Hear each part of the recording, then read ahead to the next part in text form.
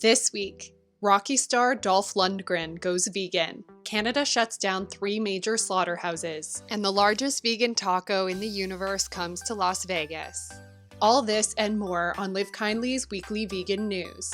If you're new to our channel, you can subscribe by hitting the leaf icon in the bottom right corner of the video. Click the bell icon to turn on notifications, and please be sure to like and comment below. Martial artist and actor Dolph Lundgren adopted a plant-based diet after watching the Game Changers documentary. The Swedish star of action films such as Rocky IV and the Expendables series was featured in an interview on English talk show Good Morning Britain. When asked by co-host Piers Morgan how he looks so fantastic at 62, Lundgren replied that he recently adopted a plant-based diet. His Expendables co-star Arnold Schwarzenegger, executive producer for The Game Changers, helped inspire the switch. The actor said he is already experiencing health improvements, including reduced fatigue and more stable blood sugar levels. When asked whether he will stay vegan, Lundgren simply said, "I like it." He added that he feels lighter now, and that a plant-based bodybuilding diet is more fun than boring chicken and rice. You can have a little more fun with your diet as a vegan. You can have those Beyond Burgers, he said. The Daily Show correspondent Roy Wood Jr. tried a $50 chicken nugget during a recent segment on the future of the meat industry. "We all know that Americans love the hamburger," the segment opens. But now, scientists are trying to cancel beef. Wood sits down with Michael Pollan, author of the 2006 book The Omnivore's Dilemma. The food expert says that eating beef is as harmful as burning fossil fuels. While we can't convert the energy system to sustainable alternatives, we can all slightly modify our diet.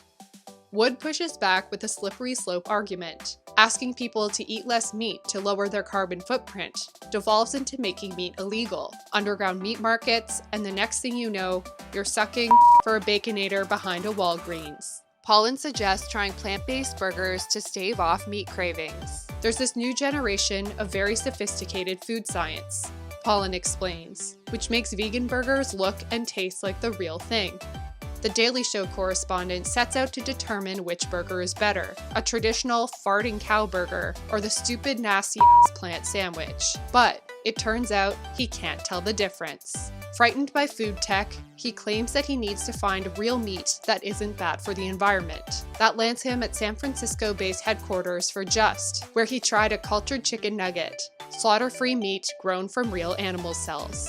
Wood is skeptical of CEO and founder Josh Tetrick's explanation of the process, but Tetrick insists, when you taste it, you're gonna see. This is real meat without the consequences that come from killing lots of animals. The Daily Show comedian agrees to try the cultured chicken nugget, and is sold on the taste. At the moment, a single cultured chicken nugget costs $50, but Just is working on making the process scalable. Coming up, New Jersey bans shark fin sales. The Canadian Food Inspection Agency shut down 3 major slaughterhouses following an E. coli outbreak. Activists have also accused the Toronto-based meatpackers of cruelty to animals. Riding Regency Meatpackers, Canadian Select Meats Inc., and the Beef Boutique Inc. lost their licenses after giving false or misleading information about the E. coli lab results. Following the outbreak, major supermarkets were forced to pull products from their shelves. Walmart, Foodland, and Whole Foods stopped selling nearly 1,000 types of beef and veal. Beef Farmers of Ontario, which represents the province's 19,000 beef farmers, said the closures are a major blow for the beef sector in Ontario. Additionally, Animal Save Movement, a global network of groups who document animals within the food system, exposed horrific animal cruelty violations at Riding Regency via hidden cameras. Armady May, a California-based veterinarian who watched the footage, told The Star, "I was horrified to see fully conscious, alert cows writhing and flailing in agony as the blood drained from their slit throats." New Jersey has banned the sale and trade of shark fins. The process of finning a shark is illegal in U.S. waters. However, the import and sale of shark fin from elsewhere remains legal across several states. This critical law will ensure that the ecologically wasteful and cruel trade will be prohibited within New Jersey's borders, said Brian R. Hackett, New Jersey State Director for the Humane Society of the United States. Shark finning involves pulling sharks from the water, cutting off their fins, and then throwing them back into the water. Most sharks then either drown or bleed to death. The process is not only cruel, but it's driving sharks to extinction. According to the Humane Society, around 73 million fins are traded every year. Sharks are being killed 30% faster than they can reproduce. Like New Jersey, 13 states have banned the sale of shark fin, including California and Illinois. It could soon become illegal in every state. The Federal Shark Fin Sales Elimination Act recently passed the United States House of Representatives. It now moves on to the Senate. Las Vegas-based restaurant Tacotarian has launched the largest vegan taco in the universe. According to the business, it already serves the largest selection of vegan tacos in the universe, so it decided to go one step further and add the world's biggest vegan taco to the menu. The giant vegan taco measures 7 inches long by 7 inches wide and is stuffed with vegan protein, French fries, beans, vegan cheese, crema, and pico de gallo. We've definitely succeeded in getting people excited about vegan food, Tacotarian managing partner Kristen Corral said. Our social media is flooded with people posting pictures of it and coming back multiple times with friends. It's not just vegans raving about the new menu item, but meat eaters too. Corral continued, most of our customer base isn't plant-based. They just love having healthier versions of Mexican food that doesn't lack any of the flavor.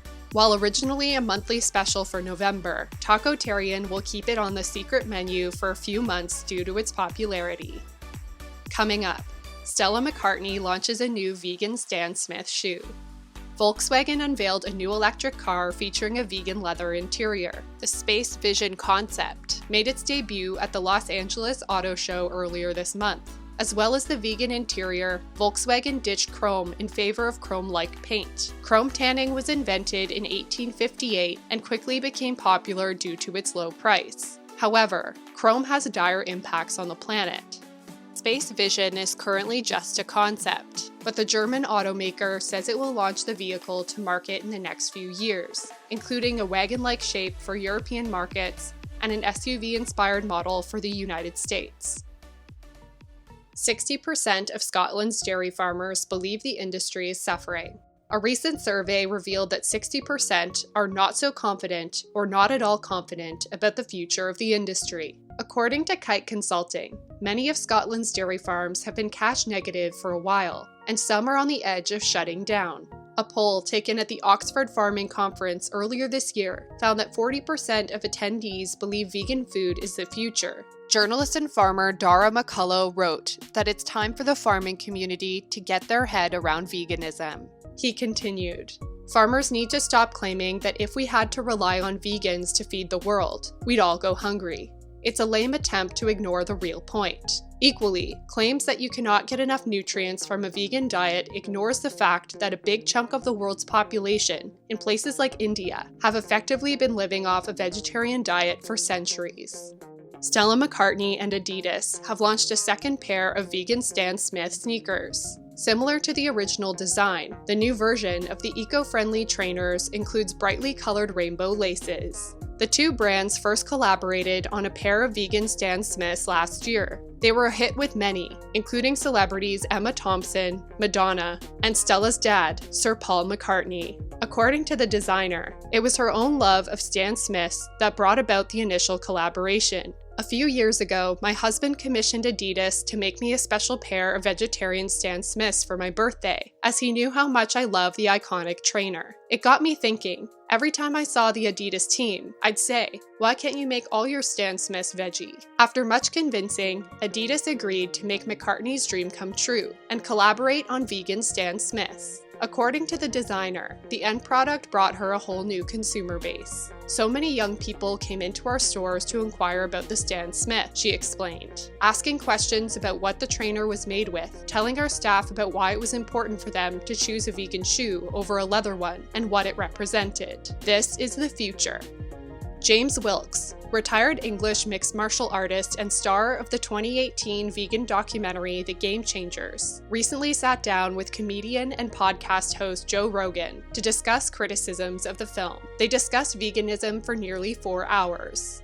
Wilks and Rogan were joined by health coach Chris Kresser, who raised concerns with the film on a previous episode, accusing it of being full of misleading statements, half-truths, flat-out falsehoods, flawed logic, and absurdities. During the discussion, Wilks passionately defended the documentary against Kresser's criticisms, including his claim that there was zero evidence that B12 was fed to cattle through supplements. After showing evidence that B12 is indeed fed to cattle, Wilks said to Kresser more than an hour into the debate, "You said there was no evidence that cattle are given B12, and you said that all my statements were absolutely false. Do you at least admit that you were wrong there?" In a recent post on Instagram, Rogan explained that Wilks defended his point so well, he was considering taking the original discussion down. He wrote, "James knocked it out of the park and defended himself and the film quite spectacularly, so much so that I'm actually considering taking the original breakdown of the film offline." That's it for today. What do you think about The Daily Show's vegan skit? Let us know in the comments below. Remember to subscribe and hit the notification bell. We'll see you again next week for Live Kindly's weekly vegan news.